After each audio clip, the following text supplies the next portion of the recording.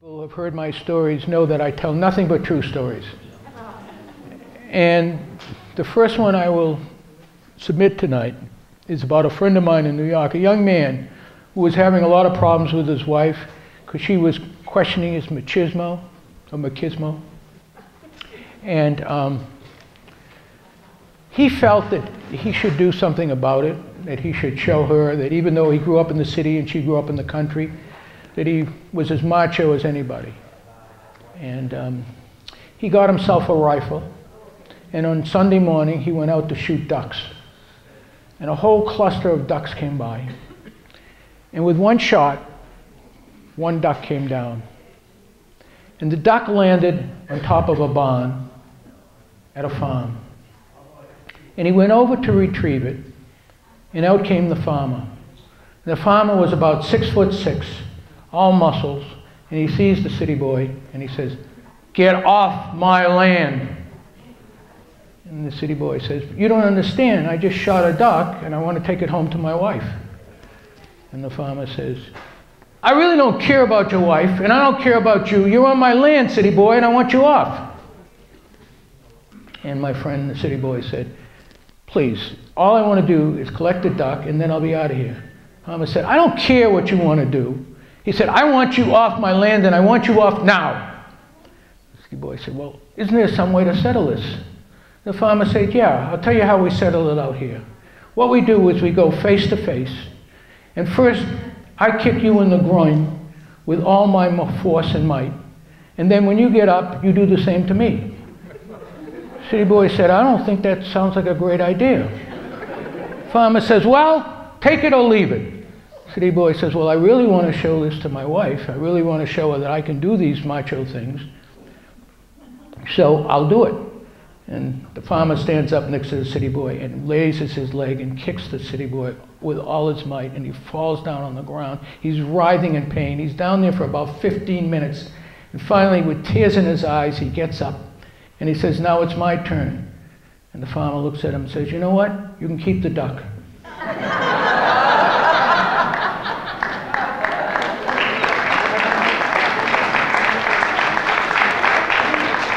Not very nice, but true. Second thing I heard was this Russian woman who I've been very friendly with over the years. She does not speak English very well. And one of her biggest problems, she does all the shopping. And when she goes to the butcher store, she's figured out how to get her message across. When she wants chicken, she points at the chicken. And if she wants a breast, she pulls down her top just a little bit and she points at her breast. And when she wants a thigh, she pulls her skirt up just a little bit and points at her thigh. And the butcher knows exactly what she wants and he complies. Well, 2 days later, she wanted a sausage.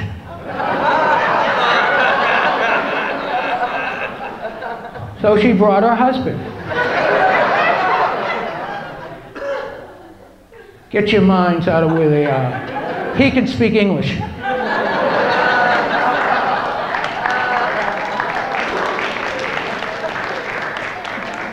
Now, last year, I mentioned that one of the great things about the golden years is when you go to the supermarket and you come home with your bags of goodies, you look in and everything is a surprise.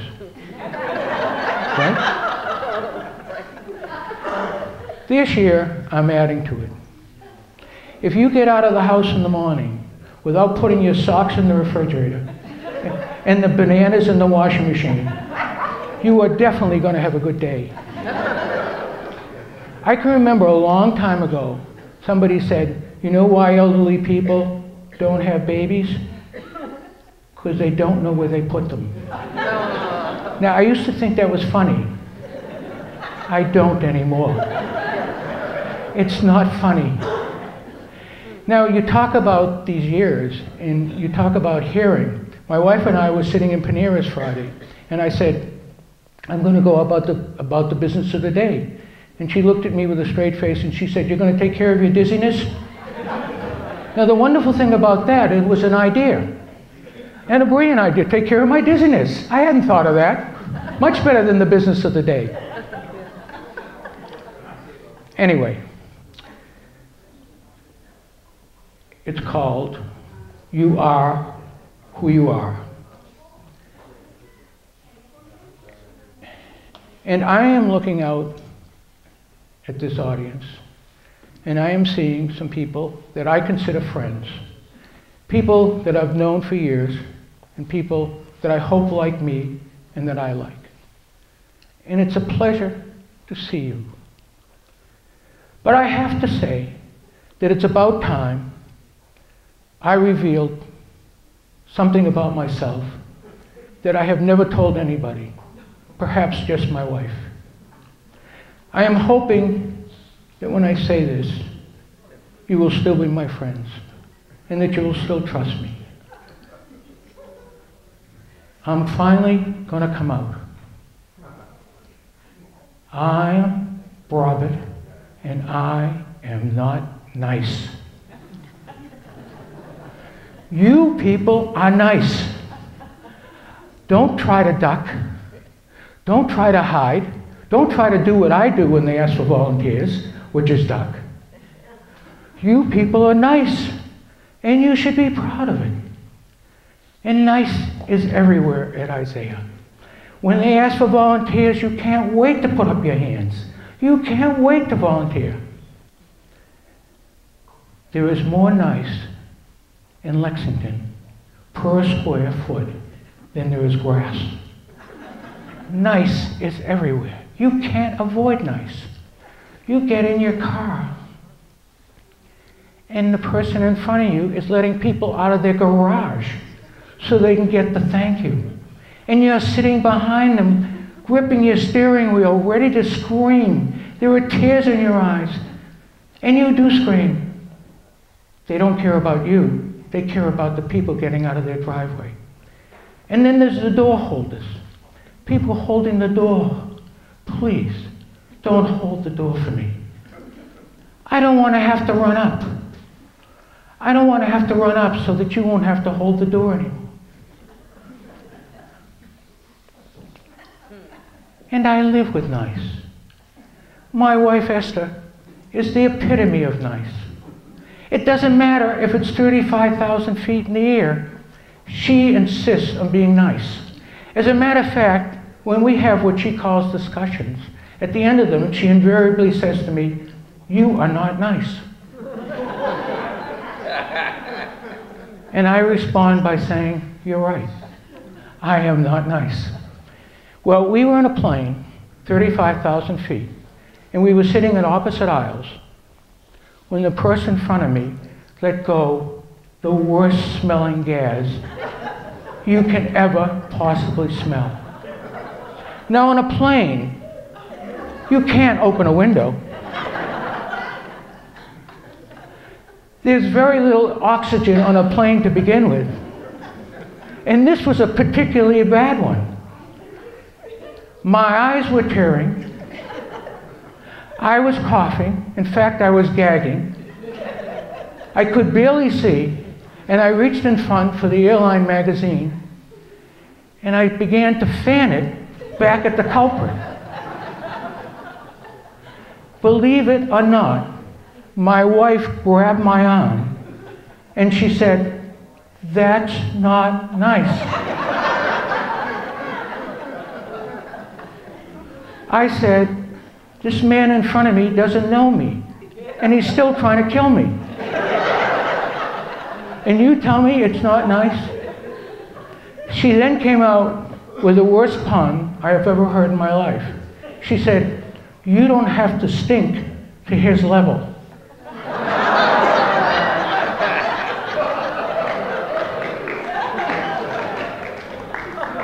You talk about nice. I don't like nice. Now, I lived in New York City for 10 years. And never once in those 10 years did I ever hear anybody say the word nice. Nobody cared about nice.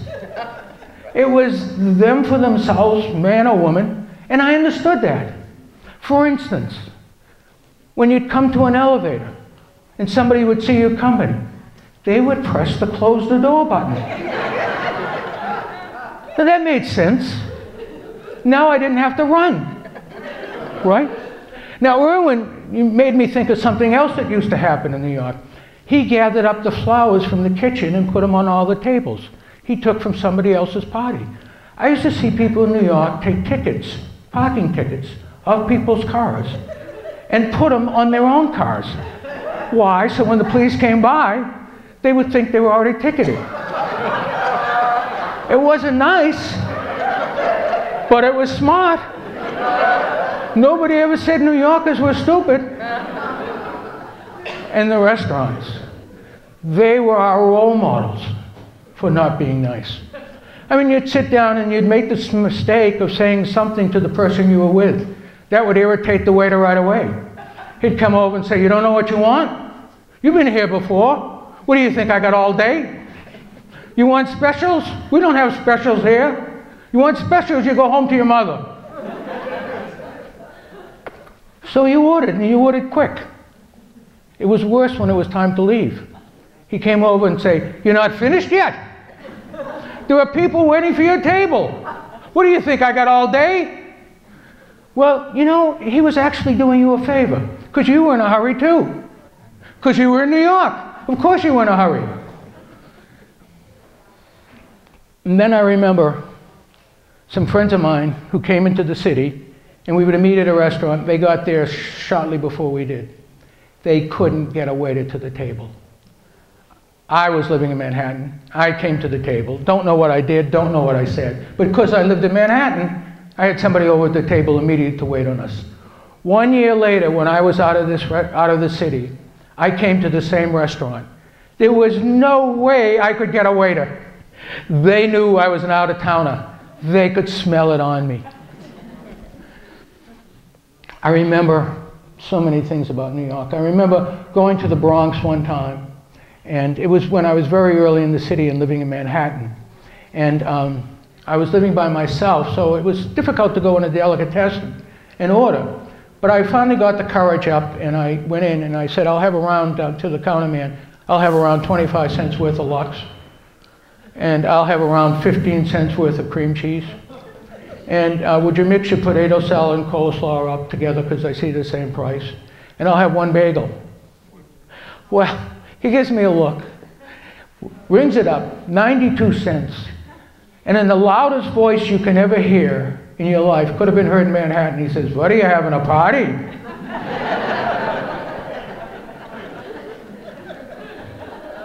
I wanted to buy some cheese for a friend of mine who just moved into a new apartment. So I went to a gourmet cheese store. This is back in the 60s when I knew nothing about cheese, and I see all these fancy European cheese. And finally, when it comes my turn, I'm afraid to order one of those cheeses because I'm not sure I know how to pronounce it. I'm not sure what they taste like. So I said, "I'll have a pound of cheddar." "A pound of cheddar?" the guy says to me. "You want a pound of cheddar? You want a pound of cheddar? You go across the street to Gustides. You don't come here for cheddar." Once again, he was doing me a favor. I could buy it there cheaper. Then there was the time I wanted to meet a friend down at 34th Street who was working in a store there. And I went down and I said to the man who was managing the store, I said, "Would you do me a favor, please, and tell my friend that I was down here?" He looks at me furious. And he says, "What am I, a messenger boy?" You always knew where you stood. And then we made the mistake of coming back to Lexington, or coming home to Lexington. The Mecca of niceness. A holy land for nice people. A holy hell for me. Surrounded by nice and my wife. I mean, now we go to restaurants and the waiters tell us their name. I didn't really care about getting their name. They even offered to sit down with us and help us order. And then when you order, they tell you you made a good selection. Or if they know another restaurant that makes a better one, they tell you about it. I break out in a cold sweat. I can't stand this niceness. Too much time. Too much. I can't wait for my wife and I to go back to Manhattan and sit down on one of those benches that I used to see elderly people sitting on. In those days, I used to think They came that way. But I found out, unfortunately, they didn't. And I know if I sit down on one of those benches, one of those waiters will come over to us and say, "That's my seat. And what do you think, I got all day?" Wherever you are who you are.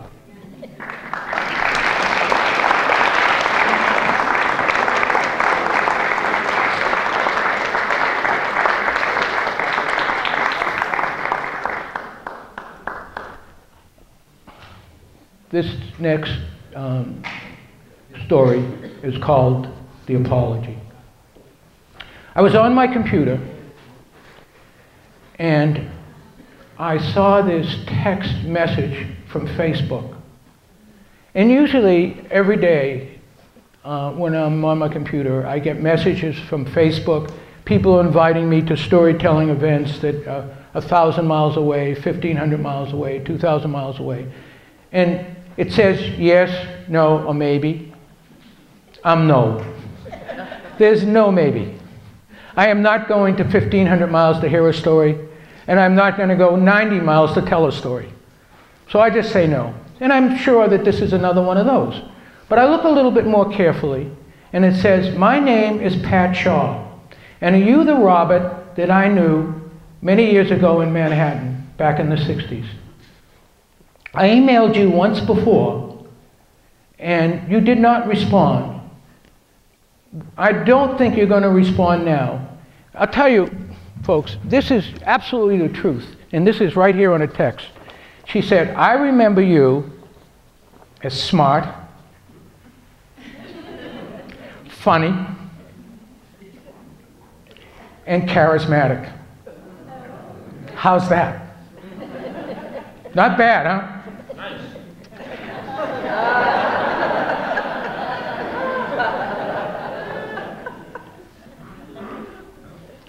And I'm looking at this, and she said, I had the most wonderful summer of my entire life.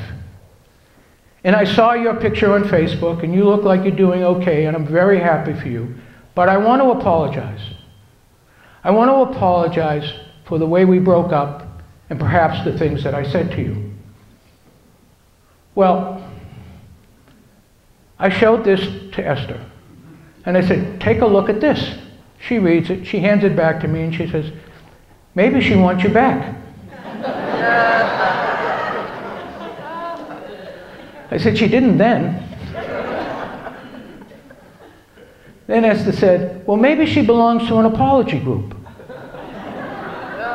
There are groups coming up all over. And maybe there's an apology group where you have to apologize to somebody that you hurt sometime in your life, and you do this once a month. I said, yeah, that's a possibility. And then Esther said, well, she said all those nice things to you. Are you going to respond? I said, she didn't say I was tall, dark, and handsome. And besides, I was never any one of those three things. And I said, don't you remember when I used to be 6'2" before I shrunk? She obviously didn't remember either. So Esther said, what are you going to do? I said, I'm going to show it to my nice friends. I'm going to ask them what they think I should do. Well, I showed it to 4 nice friends, and 2 said I should respond, and 2 said, forget her. So I came back and I said to Esther, I think what I'm going to do is I'll tell her to go to my website, because there's a story there called I Was a Nerd Before There Was Such a Word. And this is a story about all the women in my life preceding Esther. Some who liked me, some who loved me, but all turned on me.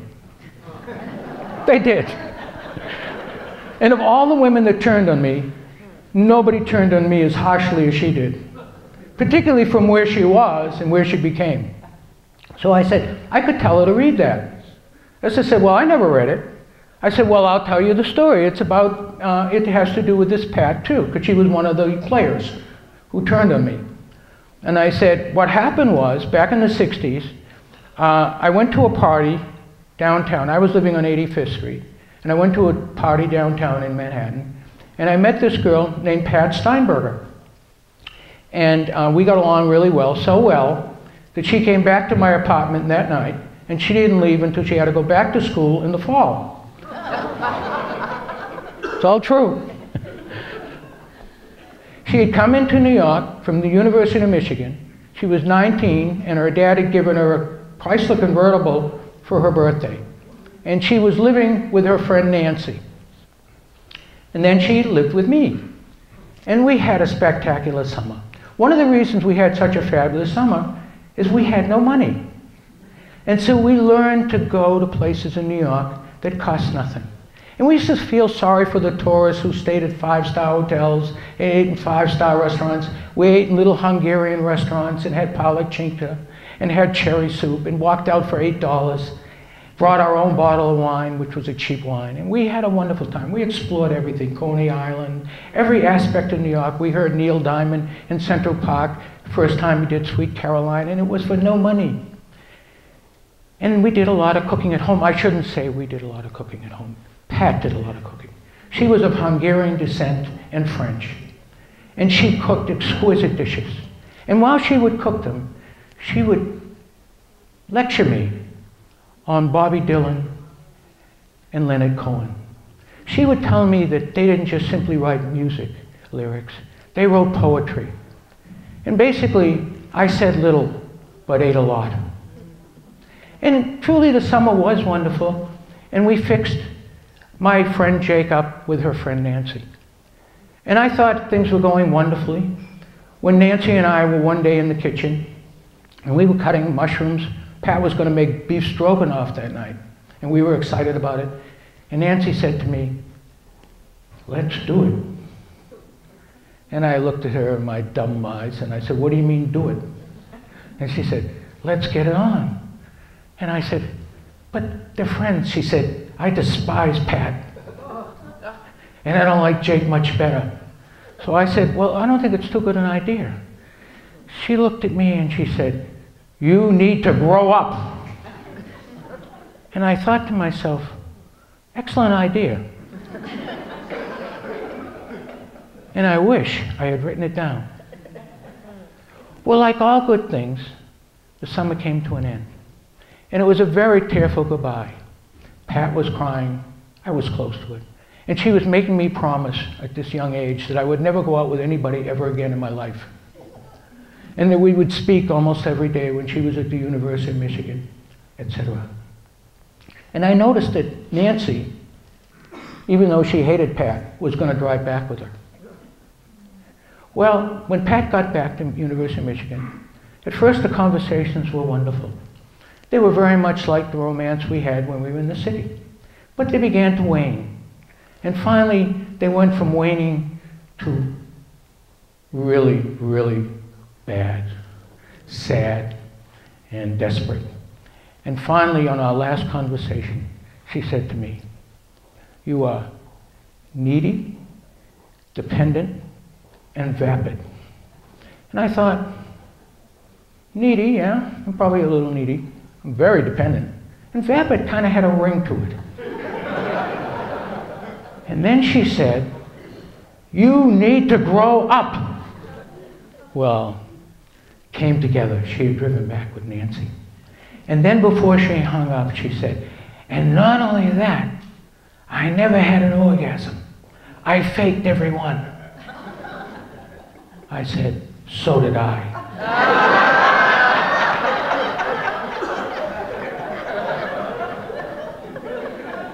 It's all true.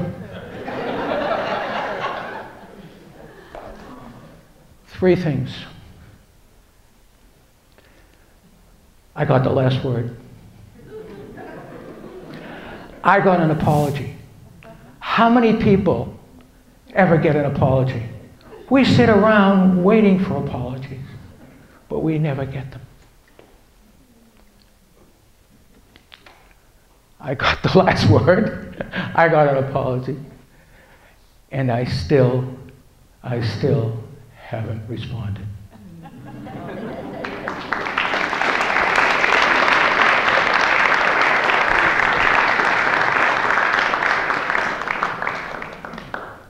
The third story is called Wordsworth. And this story occurred to me when I was reading, of all things, the Wall Street Journal. And of all things, they had 2 pages dedicated to the word maybe. Now, I brought up the word maybe before, and the reason that they were talking about the word maybe is because Facebook has become such a huge issue. And whenever you get an invitation from somebody in Facebook, it's like I said, it says yes, no, or maybe. So they were going into the definition of maybe. Do people say maybe because they don't have the guts to say no? Do the people say maybe because they mean maybe? And is maybe yes, maybe no? And they went on for 2 pages in the Wall Street Journal that's supposed to be talking about business and where you should invest about the word maybe. So that struck me as kind of interesting, and it made me think of a movie I saw called High Fidelity about 10 years ago. And this movie brought the word yet into prominence. And the way it did this was John Cusack, the star of the movie, his girlfriend walks out on him. And she moves in with his upstairs neighbor. And she comes back to retrieve her clothes, and he says to her, "Have you slept with so-and-so yet?" And she says, "Not yet." Well, this drove him crazy. He went around to every friend that he knew and said, "What does not yet mean? Does it mean they're going to do it? Does it mean they're thinking of doing it? Or does it mean that it's not going to happen?" He could not get a definition of yet. And I realized that I had never given 2 minutes thought to the word yet until I saw this movie. And suddenly the word yet became prominent to me. And that brought me to another word. And that word became interesting to me when Esther and I went to visit some friends of ours last summer who are in their 60s, and they have a 9-year-old child.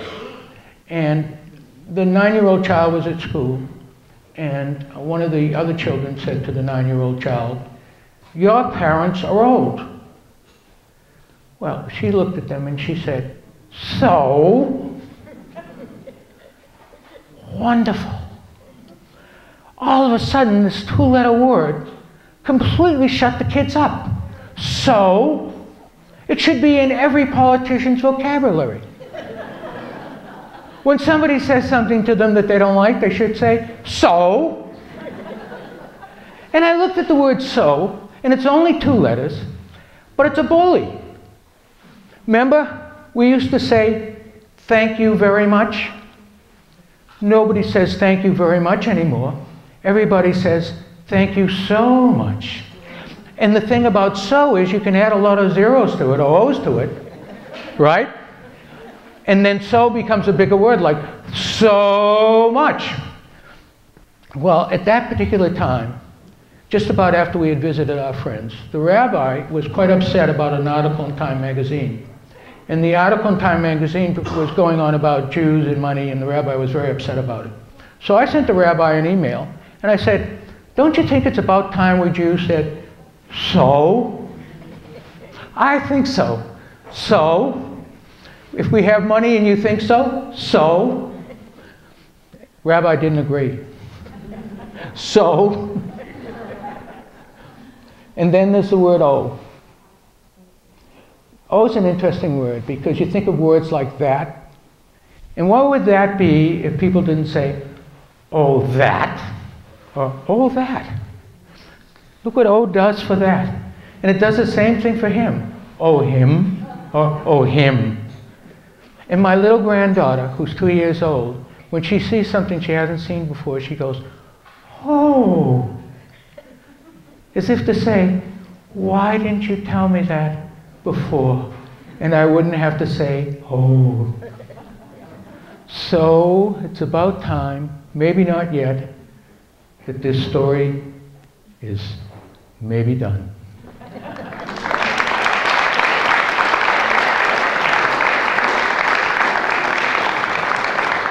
And the last story we'll tell includes Esther and Phil, and it's called Listen and Learn.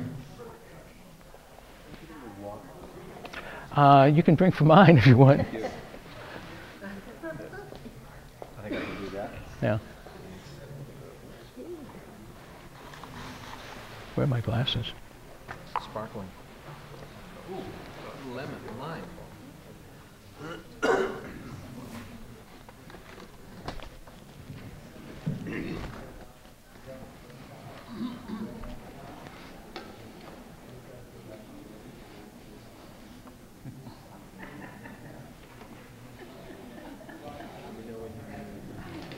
Do we all have a bowl like this somewhere? All right.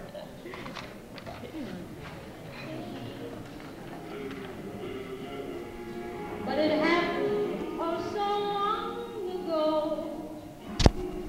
How important can it be? I've got the radio on, but my grades are fine. Mom and Dad are pleased. I'm going to be okay. He's going to be okay. Wham, bang, alakazam, what happened to the world? What happened to my world? You shake my nerves and you rattle my brain. Too much love, I'm a man that sing. You broke my will, but what a thrill.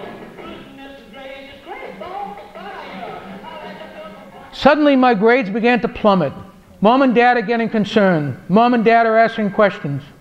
Do you have a girlfriend? No. Then what?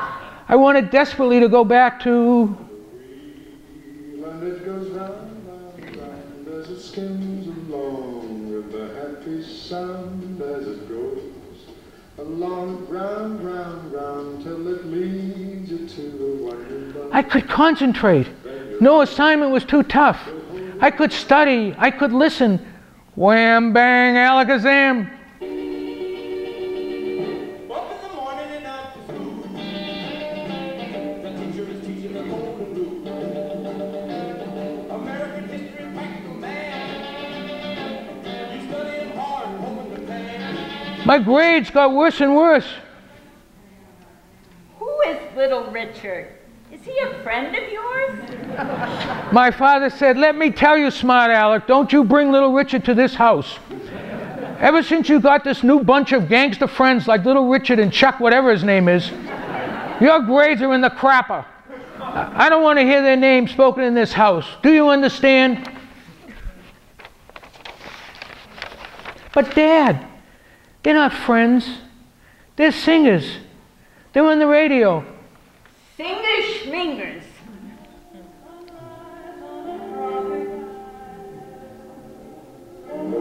But just remember, darling, all the while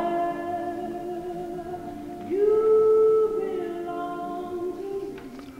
Oh, what happened to those sweet sounds to study by, to be able to read, to be able to listen with half an ear.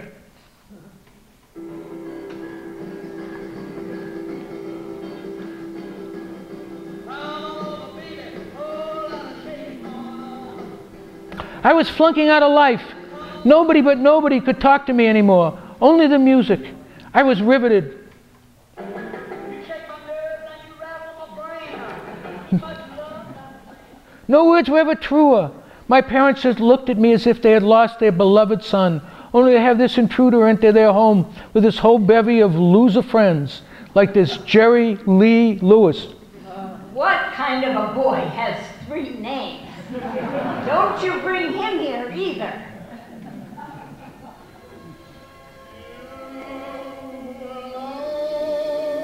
You're alone, are the dream I had known, bringing love to my lonely heart. Oh, please, God, I prayed, bring those soft sounds back.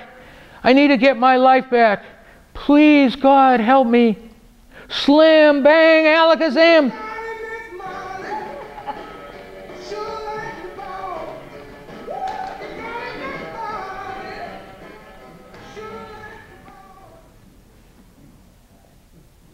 How important can it be? That's all, folks.